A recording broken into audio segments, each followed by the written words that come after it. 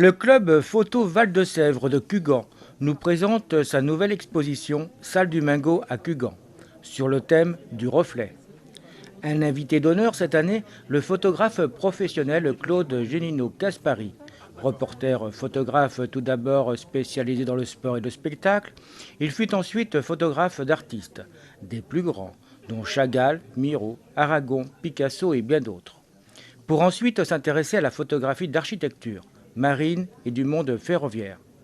Il a travaillé pour le cinéma et la télévision et il est chevalier des arts et des lettres. Ses œuvres sont exposées avec ceux du club photo. J'ai rencontré ces gens-là, si vous voulez. Je suis venu ici spécialement pour les rencontrer, parce que notre ami commun, là, donc Gérard Létang m'avait dit il faut absolument que tu viennes, tu vas rencontrer des gens formidables, viens, puis tu verras, si tu veux pas, tu veux pas. Donc je suis venu une première fois, j'ai rencontré 3 membres du club avec qui on a discuté, et puis bon, ça s'est bien passé. Je suis tombé sur des gens, mais alors vraiment, et d'un seul coup, je suis rentré dans la famille. Pour moi, je suis rentré dans leur famille. Hein. Et quand on m'a dit, bon ben voilà, l'exposition c'est à tel moment, comment on fait, j'ai dit, moi je suis à votre disposition. Donc j'ai tout organisé pour être là et être avec eux.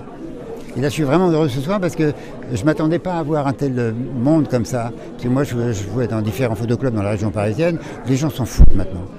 On ne s'intéresse plus vraiment à tout ça. Et puis bon, maintenant, tout le monde sait faire les photos, soi-disant, avec l'appareil photo, avec le téléphone. Et moi, dans les expositions que je fais à Paris, je fais des grands formats, je fais des 80-120 et 60-80. Et moi, j'ai souvent des réflexions de jeunes qui viennent aux expositions. Et moi, je me balade comme ça, comme si j'étais un touriste. Hein. Et j'écoute les conversations et souvent, je dis, ouais, tu parles le mec, alors j'étais derrière des jeunes comme ça, tu parles le mec, c'est Photoshop, regarde, tout ça s'est retrouvé, il a tout retravaillé et tout et tout. Alors moi, j'écoute une première fois, on va à la deuxième ou troisième photo, puis je dis, ça vous plaît ça? Ouais, qu'est-ce que vous avez reproché à ces photos-là? Bon, c'est du Photoshop, hein, on sait tous faire. J'ai écouté, je suis désolé, mais c'est pas du Photoshop. Comment c'est pas du Photoshop? Je dis non, c'est moi l'artiste. D'un seul coup, ils savent plus très bien quoi dire. Alors bon, on engage quand même la discussion, mais ça les intéresse pas. Ça les intéresse pas parce qu'ils ont vraiment l'impression qu'ils vont faire la même chose. Bon, tout le monde peut faire ça, mais bon, il faut d'abord, avant d'y arriver, il faut travailler. Il a connu le passage de l'argentique au numérique, une révolution en demi-teinte. En argentique, j'avais des couleurs des demi-teintes que je n'ai pas en argentique. Là, l'argentique, en numérique, je veux dire, je trouve que je suis beaucoup plus contraste. Je suis contraste par rapport à ce que j'avais en argentique. Et je le vois sur des tableaux que je photographie. Quand je vois ce que je faisais, bon, j'avais une chambre 25, donc de matériel de qualité, en hectachrome, que je faisais développer par mon laboratoire, j'avais des images. Quand je voulais agrandir l'image, j'avais des choses, des demi-teintes qui apparaissaient, qui n'apparaissent pas là, qui deviennent un peu contrastes et un peu durs. Alors quand j'apprends qu'aux États-Unis on revient à l'argentique, je me dis mais quand est-ce qu'on revient à l'argentique ici, mais qu'on ne nous donne pas des prix exorbitants pour pouvoir s'acheter du matériel, pour pouvoir faire ces développements, je voudrais bien que ce soit demain, vous voyez. Autre chose moi, qui m'a beaucoup surpris au niveau des photographes actuels, professionnels notamment, c'est qu'ils prennent la photo comme vous le faisiez dans le temps, mais maintenant ils recadrent toujours par Photoshop. Et ils retravaillent toujours avec Photoshop.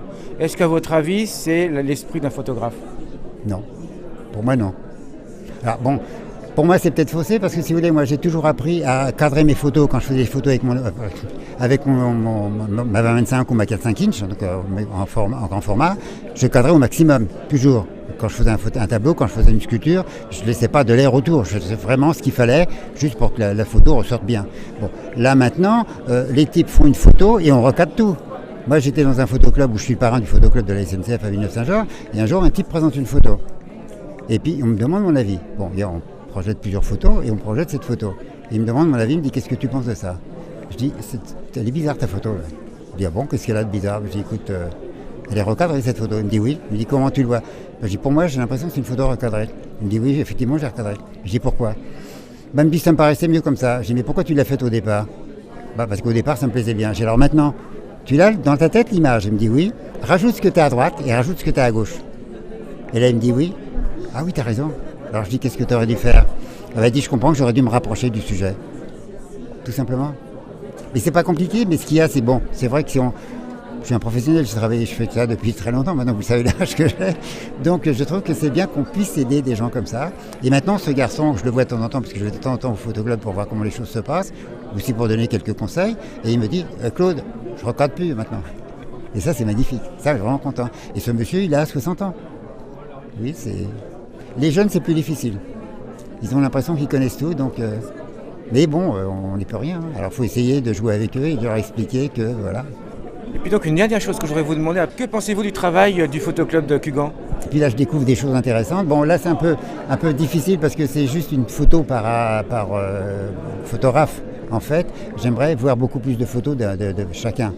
Mais je pense que je vais revenir ici ne serait-ce que pour le plaisir d'être avec eux, pas spécialement pour faire des photos, mais pour le plaisir de voir les différents travaux de chacun. Ils sont prometteurs leurs travaux? Il y en a certains, oui. Il y en a d'autres qui me gênent un petit peu, mais c'est normal. Bon, ils sont amateurs, hein, donc ils n'ont pas toujours la notion. Ils n'ont peut-être pas eu les contacts et les conseils nécessaires pour faire ce genre de choses. Mais il y a de l'avenir. L'exposition est visible salle du Mingo à Cugand, les week-ends et jours fériés de 10h à 12h et de 15h à 19h. Et en semaine de 15h à 19h du 14 au 22 mai.